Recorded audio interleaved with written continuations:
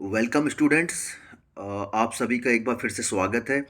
Indian polity, Bharat का संविधान तथा प्रशासन हम लोग लेके चल रहे थे। हमारी क्लास नंबर 2 है और इस क्लास नंबर 2 में अब हम लोग देखेंगे संविधान सभा एवं संविधान निर्माण की प्रक्रिया। किस प्रकार से हमारा संविधान निर्मित हुआ, कौन कौन से इसमें सदस्य थे, किस प्रकार से चीज़ें आगे बढ़ी। ठीक है। और इससे पहले हम लोगों ने भारत का संविधानिक विकास पहले लेक्चर में हम लोगों ने कर लिया था। ठीक है। तो ठीक है, क्लास क्वेश्चन नंबर 1 से स्टार्ट करते हैं क्लास को। क्वेश्चन नंबर 1 है, भारत के लिए संविधान की रचना हेतु संविधान सभा का विचार निम्नलिखित में सर्वप्रथम किसने प्रस्तुत किया? कि भारत का एक संविधान होना चाहिए। ठीक है। और हम भारतीयों का भारत के द्वारा निर्मित संविधान होना चाहिए, इस प्रकार का विचार किसने प्रस्तुत किया था? तो उसे बोला जाता है आत्मनिर्णय के अधिकार की मांग। वो करी थी स्वराज पार्टी द्वारा 1934 में। ठीक है। तो इस तरीके से ये हमारे संविधान का शुरुआत आप कह सकते हो मांग की। ठीक। नेक्स्ट क्वेश्चन है, स्वतंत्रता से पूर्व के दिनों में प्रारंभ में किसने संविधान निर्मात्री सभा का विचार प्रस्तुत किया था? स्वतंत्रता से पूर्व भी हमारे बीच में जैसे आपको बताया कि स्वराज पार्टी ने पहले मांग करी, उससे पूर्व जो आप कह सकते हो कि संविधान निर्मात्री सभा का विचार किसने प्रस्तुत किया, तो ये बहुत ही कॉमन क्वेश्चन है। 1934 में ही एम एन राय के द्वारा प्रस्तुत किया गया था। कैबिनेट मिशन योजना के अंतर्गत, देखिए आप इसमें क्वेश्चन के सीरियल नंबर मत जाइएगा। जो क्वेश्चन रिपीट हुआ है या जिसकी मतलब आपको औचित्य नहीं है वो मैंने इसको स्किप कर दिया। ठीक है। कैबिनेट मिशन योजना के अंतर्गत संविधान निर्मात्री परिषद में प्रत्येक प्रांत को आवंटित सदन संख्या निर्धारित करने के लिए एक प्रतिनिधि कितनी जनसंख्या के अनुपात में था? देखिए इसमें क्या था कि एक प्रतिनिधि का जो निर्धारण किया गया था, कैबिनेट मिशन 1940 में भारत आया था, आप सब जानते हैं।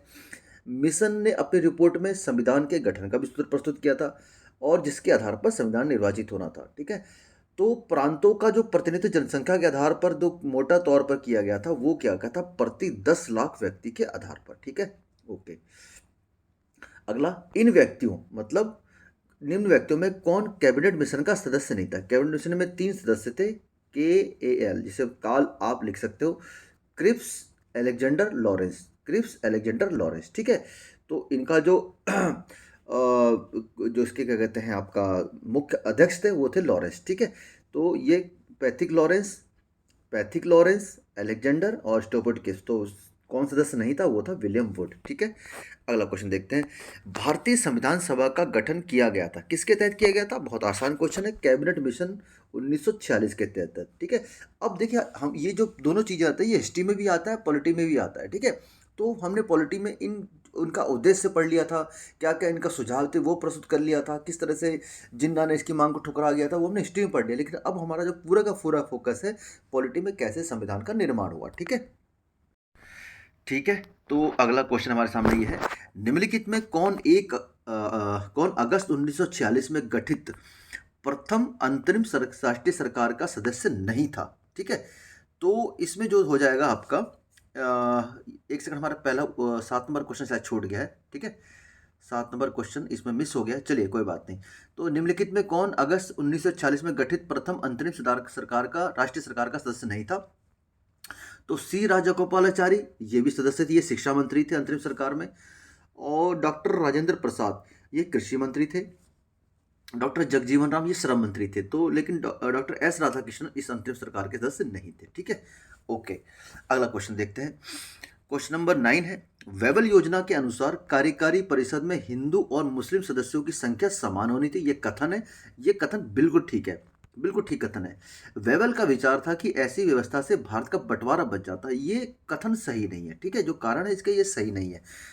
कारण बेसिकली वेबल योजना जो 1945 में आई थी, ठीक है, तो उसका जो उद्देश्य था कि भारतीयों को किसी तरीके से स्वतंत्रता की ओर अग्रसर करना, पहला तो उसका उद्देश्य था। और राजनीतिक गतिरोध को दूर करना और संवैधानिक गतिरोध को दूर करना, ये उद्देश्य था इसका। कहीं से भी उद्देश्य हिंदू मुस्लिम एकता को सुदृढ़ करना नहीं था, पहली चीज़ तो ये है। और इसके अनुसार जो हमारा आंसर हो जाएगा ऑप्शन ए ठीक है, लेकिन कारण गलत है। ठीक हो गया। ओके, नेक्स्ट क्वेश्चन आगे बढ़ जाते हैं। निम्नलिखित में कौन से कथन संविधान सभा के विषय में सत्य हैं? ठीक है। ये क्वेश्चन यूपीएससी 1993 का प्रश्न है। ठीक है।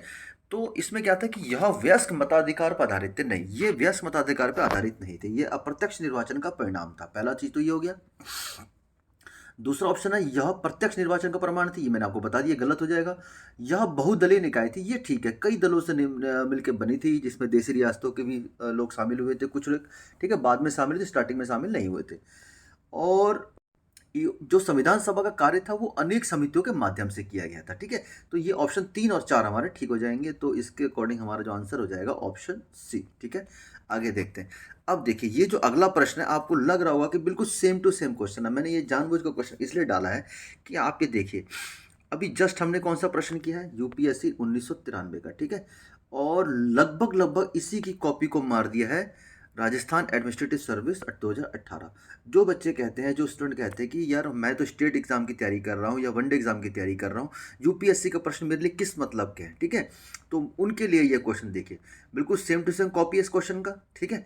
तो इसलिए मैं आपसे कहता हूँ कि यूपीएससी के प्रश्न आने वाले एग्जाम के लिए आपके नए प्रश्न बनते हैं, ठीक है। लेकिन थोड़ा सा इसमें चेंजेस हैं, देखिए इसका और उसका पहला ऑप्शन एक साथ मैच करके चलते हैं। इसका पहला ऑप्शन क्या था, वह वयस्क मताधिकार पर आधारित थी, संविधान सभा की बात कर रहे हैं, लेकिन यहाँ पे पहला ऑप्शन क्या कह दिया इसने, यह वयस्क मताधिकार पर आधारित नहीं थी, तो ये ऑप्शन हमारा बिल्कुल ठीक हो जाएगा, ओके। यह प्रत्यक्ष निर्वाचन का परिणाम थी, ये तो गलत, उसमें भी था तो इसमें भी गलत है, ठीक है। मैं आपको दिखाई देता हूँ, यह प्रत्यक्ष निर्वाचन का परिणाम थी, हूबहू वही स्टेटमेंट कॉपी किया है, ठीक। थर्ड इन्होंने कहा है कि वह बहुदलीय निकाय थी, ठीक है, यहाँ पे हमारा ऑप्शन ठीक हो गया था, लेकिन यहाँ पर देखिए ऑप्शन, यह बहुदलीय संरचना नहीं थी, ठीक है। तो ये भी हमारा ऑप्शन क्या हो जाएगा, अब ये ऑप्शन हमारा गलत हो जाएगा, ठीक है। ये दो गलत हो गया, ओके, ये ऑप्शन पहले ठीक था, ये बी गलत हो गया और सी गलत हो गया। यह कई समितियों के माध्यम से कर रही थी, ये बिल्कुल ठीक है। और इस तरीके से, अच्छा इसका जो ऊपर वाला देखिए, बिल्कुल उसने कई समितियों के माध्यम से कार्य किया था, तो हूबहू क्वेश्चन है, थोड़ा सा चेंज करके दे दिया है। तो इस प्रकार जो हमारा जो आंसर हो जाएगा वो हो जाएगा ऑप्शन ए, ठीक है। नेक्स्ट क्वेश्चन आगे देखते हैं। निम्नलिखित में संविधान सभा के बारे में गलत कथन कौन सा है, देख लेते हैं गलत कथन कौन सा है। इसने बड़ी संख्या में समितियों के मदद से काम किया, उनमें प्रारूप समिति सबसे महत्वपूर्ण समिति थी, बिल्कुल ठीक है। अल्पसंख्यक समुदाय जैसे ईसाई, एंग्लो इंडियन, पारसियों को सभी में पर्याप्त प्रतिनिधित्व दिया गया था, ये भी बिल्कुल ठीक है। इसका निर्वाचन सार्वभौम वयस्क मताधिकार के आधार पर किया गया था, ये कथन गलत है। अप्रत्यक्ष निर्वाचन प्रक्रिया द्वारा इसका चयन किया गया था। और इसकी चुनाव प्रक्रिया 1935 अधिनियम की 6वीं अनुसूची पर आधारित थी।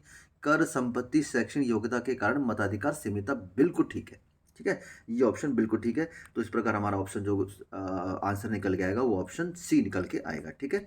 ओके, आगे बढ़ते हैं। भारत के संविधान का प्रारूप तैयार करने वाली संविधान सभा के सदस्यों को, ठीक है, संविधान सभा के सदस्यों को क्या किया गया था, ब्रिटिश संसद द्वारा नामित किया गया था, ठीक है, ये गलत हो जाएगा। गवर्नर जनरल नामित किया गया था, ये भी गलत है। विभिन्न प्रांतों को विधानसभाओं द्वारा चुना गया था, ठीक है। तो ये जो ऑप्शन आपका हो जाएगा ये बिल्कुल सही हो जाएगा, विधानसभा द्वारा अप्रत्यक्ष निर्वाचन पद्धति द्वारा चुना गया था। और ऑप्शन डी तो गलत है, यूपीएससी 2002 का प्रश्न है, ठीक है। भारतीय इतिहास के संदर्भ में प्रांतों से संविधान सभा के सदस्य किस प्रकार निर्वाचित हुए थे, तो ऑप्शन जो दिखाना चाह रहा है हमें, ये कहना चाह रहा है प्रांतीय विधानसभा द्वारा निर्वाचित हुए थे, बाकी सारे के सारे ऑप्शन गलत हो जाएंगे, ठीक है। अगला क्वेश्चन देखते हैं हम लोग। संविधान सभा के प्रथम बैठक की अध्यक्षता की थी, किसने की थी, तो उस समय डॉक्टर राजेंद्र प्रसाद जी का चयन नहीं हुआ था, वो प्रथम अध्यक्ष थे, ठीक है। लेकिन अस्थायी अध्यक्ष थे डॉक्टर सच्चिदानंद सिन्हा जी, इन्होंने ही अध्यक्षता करी थी, ठीक हो जाएगा। ओके, आगे बढ़ जाते हैं हम लोग। संविधान सभा की स्थापना कब की गई, ठीक है। अब आती है संविधान सभा की स्थापना। तो पहला जो संविधान सभा का जो सम्मेलन हुआ था 9 दिसंबर 1946 को, ये डेट बहुत ज़्यादा इंपॉर्टेंट डेट हो जाएगी, ठीक है। और उसके बाद 24वां नंबर प्रश्न को बिल्कुल सेम टू सेम रखा गया, इसी वजह से कि पहला अधिवेशन जब हुआ था उसी डेट में स्थापना भी हुई थी और उसी डेट में प्रथम अधिवेशन भी हुआ था। अगला क्वेश्चन है, संविधान, भारत को एक संविधान देने का प्रस्ताव संविधान सभा द्वारा कब पारित किया गया, ठीक है। तो संविधान देने का जो प्रस्ताव है वो कब पारित किया गया, ठीक है। 9 दिसंबर को तो पहली बैठक हुई थी और उसके अगले ही महीने, ठीक है, 22 जनवरी 1947 को ही संविधान सभा द्वारा पारित किया गया कि भारत को एक भारतीय द्वारा लिखित संविधान प्रदान किया जाएगा। अगला क्वेश्चन है, संविधान सभा का उद्देश्य प्रस्ताव निम्न में से किसके द्वारा प्रस्तुत किया गया था। ये बहुत आसान प्रश्न है, कई बार एग्जाम में आया हुआ है। प्रस्तावना या उद्देश्य प्रस्ताव पंडित जवाहरलाल नेहरू जी के द्वारा प्रस्तुत किया गया था। भारतीय संविधान के निर्माण से संबंधित निम्नलिखित कथनों में से कौन सा सही है? हमें सही कथन का इसमें चयन करना है, ठीक है। देखिए, पहला कथन है कि पंडित नेहरू के उद्देश्य प्रस्ताव का, ठीक है, जो संविधान सभा द्वारा स्वीकार किया गया था, संविधान के निर्माण का असर था। बिल्कुल ठीक कथन है, ठीक है। उद्देश्य प्रस्ताव को ही, प्रस्तावना का ही आप प्रारूप कह सकते हो। ये संविधान के निर्माण का असर था, बिल्कुल सही है। उद्देशिका बहुत महत्वपूर्ण उद्देश्यों को पूरी पूरी करती, ये भी बिल्कुल ठीक है। थर्ड है, संविधान को भारत के लोगों ने आदेशित किया था, ये भी ठीक है। भारत का संविधान भारत के लोगों द्वारा, ठीक है, तो ये भी एक बहुत बड़ी बात हो जाती है। और अगला जो लास्ट ऑप्शन है, राज्य के मुखिया को लोग प्रत्यक्ष रूप से निर्वाचित करते हैं, ये गलत हो जाएगा। राज्य का मुखिया जो होता है, वह राज्य मतलब भारत राष्ट्र का राष्ट्रपति की बात की जा रही है, उसका मुखिया अप्रत्यक्ष रूप से निर्वाचित होता है, ठीक है। तो इस प्रकार जो हमारा ऑप्शन हो जाएंगे, ऑप्शन ये ठीक हो जाएगा, ऑप्शन ए, ठीक है। आप आप कभी कल्पना करके देखिए उन तत्कालीन परिस्थितियों का, जब अंग्रेजों ने भारत को बुरी तरह से लूट घसोट के, और जब किसी लायक नहीं छोड़ा था, और वह ऐसी कंडीशन में छोड़ा था कि जब अराजकता और हिंसा, गरीबी, बेरोजगारी के मतलब चरम पर थी। उस समय पे हमारे भारतीयों में इतनी ज़्यादा, हमारे जो नेता थे तत्कालीन, उसमें इतनी ज़्यादा बुद्धिमत्ता थी कि वो बैठकर और इतनी जल्दी और इतना भारी भरकम और इतना बेहतरीन संविधान हमारे निर्मित किया गया, जिसकी हमें कभी कल्पना नहीं कर सकते। आज अगर के युग में बैठकर अगर हम 1947 की बात सोचें और उनकी कल्पना करें, तो आज के भी नेता जितने भी हैं हमारे सांसद अगर बैठ जाएं, तो वो भी इस ऐसे संविधान का निर्माण नहीं कर सकते। मैं इस चीज़ का आपसे चैलेंज करना चाहता हूँ, ठीक है। तो आप, हमें उनका सम्मान करना चाहिए, ठीक है। प्रश्न तो चलो ठीक है, हम करते रहेंगे, लेकिन संविधान सभा का जितने भी सदस्य थे, उनकी मेहनत का, उनके लगन का, उनके राष्ट्रभक्ति का हमें सम्मान करना चाहिए। किसी एक राष्ट्र कवि ने भी कहा है भारत के संविधान के बारे में, इतना बेहतरीन संविधान है कि तुम्हारी हर एक समस्या का मैं एक मुकम्मल जवाब हूँ। तुम्हारी हर एक समस्या का मैं एक मुकम्मल जवाब हूँ। कभी वक्त मिले तो पढ़ना, मैं भारत का संविधान हूँ, ठीक है। तो ठीक है, अगला क्वेश्चन हम देखते हैं। भारतीय संविधान को बनाने हेतु भारतीय संविधान सभा के कुल कितने अधिवेशन हुए थे? ये अधिवेशन की बात कर रहा है। जो समितियों ने जब मेहनत से काम किया, वो कई कई समितियों ने दिन रात लग के काम किया, उनकी बात नहीं कर रहा। ये समितियों के द्वारा जब अपने निर्णय लिए जाते थे, अपने विचार प्रस्तुत किए जाते थे, अपन को संकलन किया जाता था, फिर संविधान सभा की बैठक होती थी। उन बैठकों की बात की जा रही थी। टोटल 12 बैठकें हुई थी, ठीक है। 12 बैठकों का इनका संपन्न किया गया था, ओके। और 11 बैठकें तो मेन हुई थी, और +1 जो संविधान निर्माण से 2 दिन पहले 24 जनवरी 1950 को भी एक बैठक आयोजित की गई थी, ठीक है, ओके। भारत की संविधान सभा की अंतिम बैठक की सही तिथि तो मैंने आपको बता दिया, 24 जनवरी, 2 दिन पहले इनकी अंतिम बैठक आयोजित की गई थी, ठीक है, ओके। सूची XY को सम्मिलित करते हुए सही उत्तर का चयन करिए, ठीक है। तो ठीक है, चयन कर लेते हैं हम लोग। देखिए, पहला जो ऑप्शन है हमारे सामने, वो ऑप्शन देख लेते हैं। ये है संविधान सभा के पहले उपाध्यक्ष, ठीक है। तो संविधान सभा के जो पहले उपाध्यक्ष हो जाएंगे, अध्यक्ष कौन थे? डॉक्टर राजेंद्र प्रसाद। उपाध्यक्ष, आगे गलती से सच्चिदानंद सिन्हा मत लगा दीजिएगा, सच्चिदानंद सिन्हा अस्थाई अध्यक्ष थे, ठीक है। तो उपाध्यक्ष हो जाएंगे HC मुखर्जी जी, ठीक है, यहाँ तक कोई दिक्कत नहीं। उसके बाद प्रारूप समिति के मूलतः एकमात्र कांग्रेसी सदस्य, ठीक है, तो वो हो जाएंगे KM मुंशी जी हो जाएंगे। और राजस्थान की रियासतों का प्रतिनिधित्व करने वाले संविधान सभा के सदस्य, ठीक है, तो वो कौन हो जाएंगे? वो हो जाएंगे जो आपका ऑप्शन ए VT कृष्णामाचारी, ठीक है। और संघ संविधान समिति के अध्यक्ष डॉक्टर जवाहरलाल नेहरू, पंडित जवाहरलाल नेहरू जी देंगे, ठीक है। इस तरह से हम लोगों ने मैच कर लिया, और आंसर जो हमारा निकल के आ रहा है वो आ रहा है ऑप्शन बी, ठीक है। थोड़ी सी क्लास लंबी हो सकती है, क्वेश्चनों की संख्या ज़्यादा है, ठीक है। और आगे देखते हैं, भारतीय संविधान के निर्माण के समय में संवैधानिक सलाहकार कौन था? ठीक है, तो संवैधानिक सलाहकार BN राव जी थे। बहुत बार एग्जाम में क्वेश्चन आया हुआ है। संविधान सभा में भारतीय संविधान का तीर्थी वाचन कब हुआ था?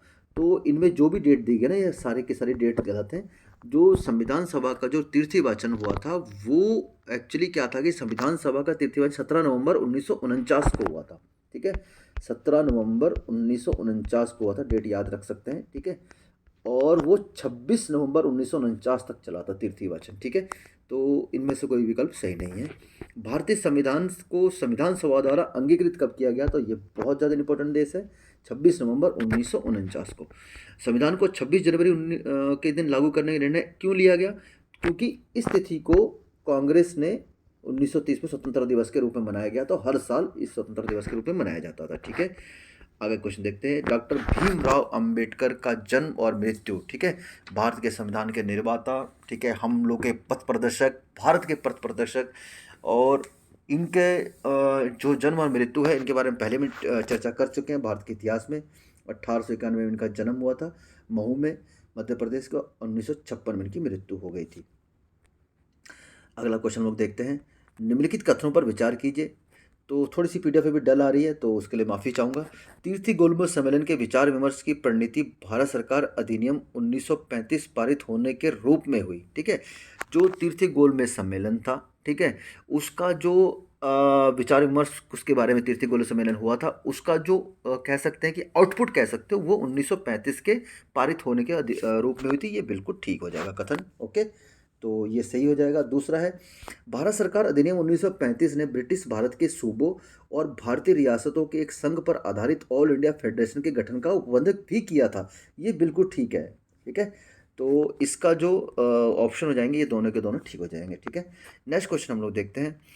50वां क्वेश्चन नंबर है, कथन दिया गया, कारण दिया गया। तो ये थोड़ा से अब क्वेश्चन आते हैं हमारे लेवल वाले प्रश्न जिसे कहते हैं, ठीक है। इसमें आपको थोड़ा दिमाग लगाना पड़ जाता है। देखो कहता है क्या है, भारत का संविधान देश की आवश्यकताओं की पूर्ति करता है। अगर ये कथन कोई गलत कहता है तो उससे बड़ा बकलोल कोई नहीं है, ठीक है, ओके। तो ये कथन बिल्कुल ठीक है। दूसरा, इसको एक ग्रहित संविधान कहा जाता है।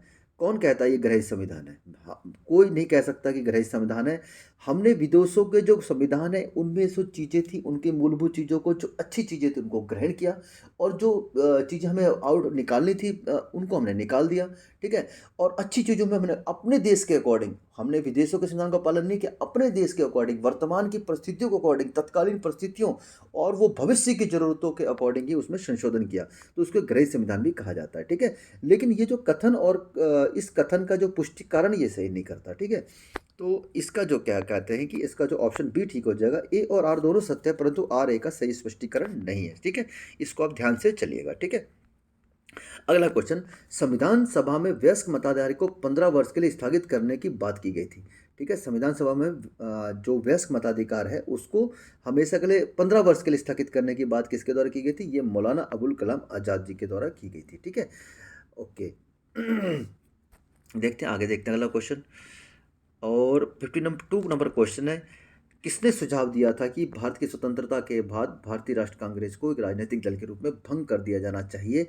ये सुझाव दिया था महात्मा गांधी जी द्वारा। इसका कोई नेगेटिव उद्देश्य नहीं था, ये महात्मा गांधी जी का कथन था कि अब हमारे देश में जो कांग्रेस का काम है वो उन्होंने स्वतंत्रता तक इस चीज़ को निभाया है, और अब देश का जो निर्माण किया जाना वो नए ढंग से निर्माण किया जाना था। स्वतंत्रता आंदोलन में जो कांग्रेस की भूमिका को कहीं से भी दरकिनार नहीं किया जा सकता था, अतः इनको राजनीतिक दल के रूप में समाप्त कर देना चाहिए।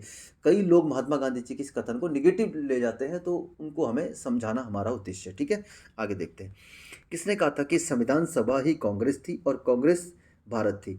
ये जो भारत का संविधान निर्मित हो रहा था ना, उनको जो जलन हो रही थी, कह रहे कि ये भारतीय लोग, अनपढ़ लोग, ये लोग कैसे संविधान का निर्माण कर लेंगे? इनको तो हमारे अधीन रहकर जिंदगी जीने की आदत पड़नी चाहिए, और ये कैसे संविधान का निर्माण कर लेंगे? लेकिन उन तत्कालीन परिस्थितियों को देखिए, हमारे जो संविधान सभा के सदस्य थे, अध्यक्ष थे, या जो भी थे, उन लोगों ने किस प्रकार इन अंग्रेजों को जो हम पे हंसते थे, ठीक है, कि ये लोग संविधान सभा का निर्माण करेंगे, उनको मुंह तोड़ जवाब दिया और दुनिया का बेहतरीन संविधान बनाकर हमारे सामने रख दिया, ठीक है। तो ये जो कथन था ये ऑस्टिन का कथन था। अगला क्वेश्चन है और अंतिम क्वेश्चन आज के सेशन का, थोड़ा समय ज़्यादा लग गया। भारतीय संविधान सभा में कुल कितनी महिला सदस्य थी, ठीक है, और महिला सदस्यों की जो संख्या है वो 15 थी प्रारंभ से ही, तो 15 महिला सदस्य थी, ठीक है। तो ये थे आज हमारे प्रश्न जो हमने संविधान के निर्माण, ठीक है, और उसके विकास से संबंधित हमने देखे थे। अगले सेशन में हम लोग देखेंगे संविधान सभा की प्रमुख समितियां और संविधान का जो स्रोत है उनसे संबंधित हम प्रश्नों को देखेंगे, और फिर उसके बाद धीरे धीरे धीरे हम लोग फिर अपना आर्टिकल में प्रवेश कर जाएंगे, ठीक है, ओके। तो ठीक है, ये सेशन आपके लिए कैसा रहा आप कमेंट करके बताएंगे, और उम्मीद करते हैं, आज तो मैं लगातार 3 क्लास अपलोड नहीं कर पाया, 2 ही क्लास आज अपलोड हो पाई थी, और ये मॉर्निंग की पहली क्लास है और इसके बाद सीधा हम लोग चलेंगे उत्तराखंड का इतिहास जो हम लोग लेकर चल रहे थे, ठीक है। तो आपका सहयोग के लिए बहुत बहुत धन्यवाद। अच्छे से पढ़ाई करिए और जल्दी से जल्दी अपना जिस लक्ष्य की तरफ आप बढ़ रहे हैं उस लक्ष्य को प्राप्त कीजिए और जल्दी से अच्छी सी नौकरी लेकर अपना माता पिता का नाम रोशन करिए और अपने गुरुओं का नाम रोशन करिए और इसी तरह से मेहनत करते रहिए, ठीक है। और ठीक है, मिलते हैं फिर नेक्स्ट वीडियो में, तब तक के लिए जय हिंद।